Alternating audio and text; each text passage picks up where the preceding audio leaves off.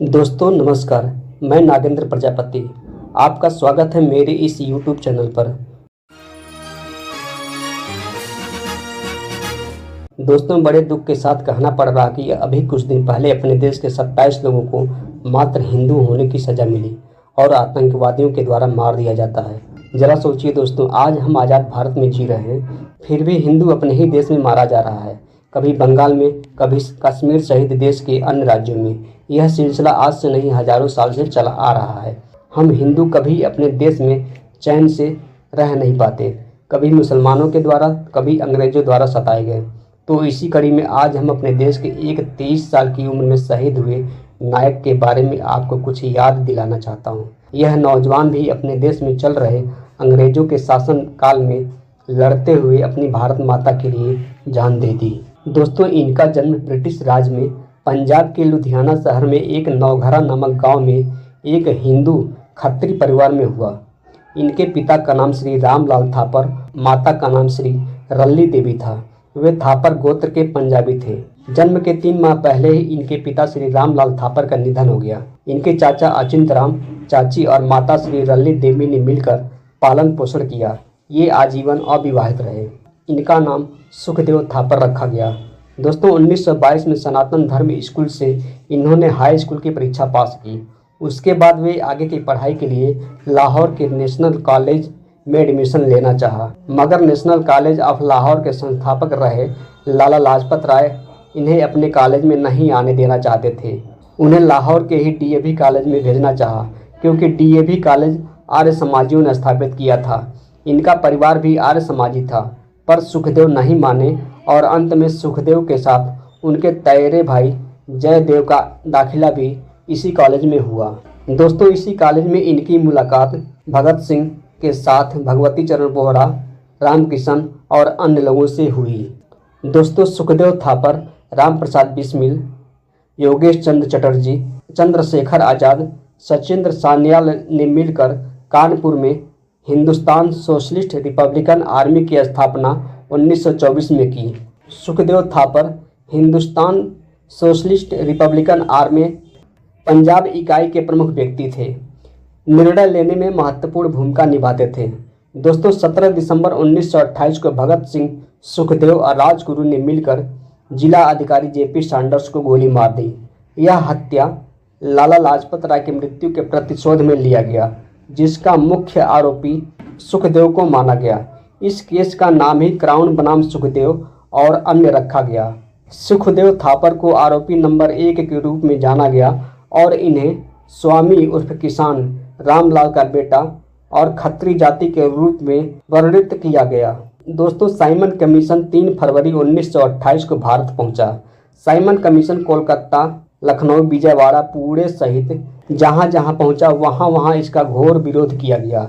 लोगों ने काले झंडे दिखाए, साइमन गो बैक के नारे लगाए। लखनऊ में हुए लाठी चार्ज में पंडित जवाहरलाल नेहरू घायल हुए और पंडित गोविंद बल्लभ पंत अपंग हो गए। 30 अक्टूबर 1928 को जब साइमन कमीशन लाहौर पहुंचा तो लाहौर में लाजपत राय के नेतृत्व में विरोध कर रहे युवाओं पर वहां के पुलिस अधीक्षक स्कॉट ने लाठी चार्ज का आदेश दिया और जेपी सैंडर्स युवाओं पर टूट पड़ा।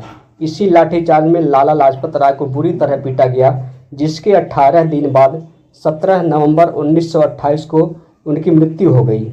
23 दिन बाद 10 दिसंबर को HSRA के सदस्यों ने योजना बनाई और आज़ाद राजगुरु सुखदेव जयगोपाल को इसका बदला लेने के लिए काम सौंपा गया। उसके मात्र 1 महीने के बाद 17 दिसंबर को सैंडर्स जब अपने ऑफिस से बाहर निकला तो उसे स्कॉट समझकर राजगुरु और भगत सिंह ने गोली मारी। सैंडर्स वहीं ढेर हो गया। दीवालों पर पोस्टर चिपकाया गया, पर्चे बांटे गए कि लाला लाजपत राय की मृत्यु का बदला ले लिया गया।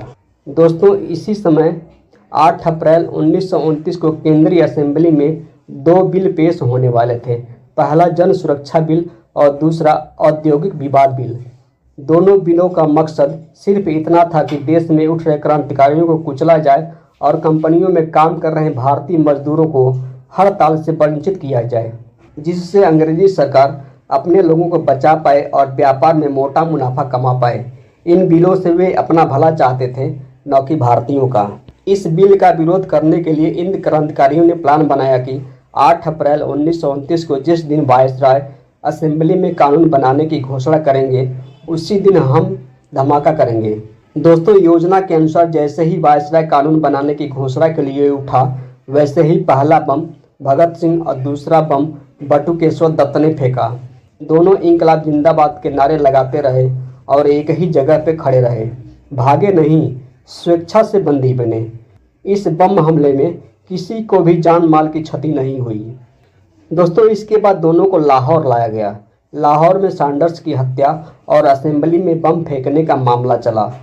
अंत में 7 अक्टूबर 1930 को फैसला आया, जिसमें भगत सिंह, राजगुरु, सुखदेव को फांसी की सजा और कमलनाथ तिवारी, विजय कुमार सिन्हा, जयदेव कपूर, शिव वर्मा, गया प्रसाद, किशोरी लाल और महावीर सिंह को आजीवन कारावास, कुंदन लाल को 7 साल, प्रेम दत्त को 3 साल और बटुकेश्वर दत्त को उम्र कैद की सजा सुनाया गया। दोस्तों, लाहौर जेल में सुखदेव थापर ने 1929 में कैदियों को मिलने वाले खराब भोजन और जेलर द्वारा जानवरों जैसा व्यवहार करने पर कैदियों के साथ 63 दिन का भूख हड़ताल भी किए, जिसके चलते एक क्रांतिकारी यतीन्द्र नाथ दास शहीद हो गए।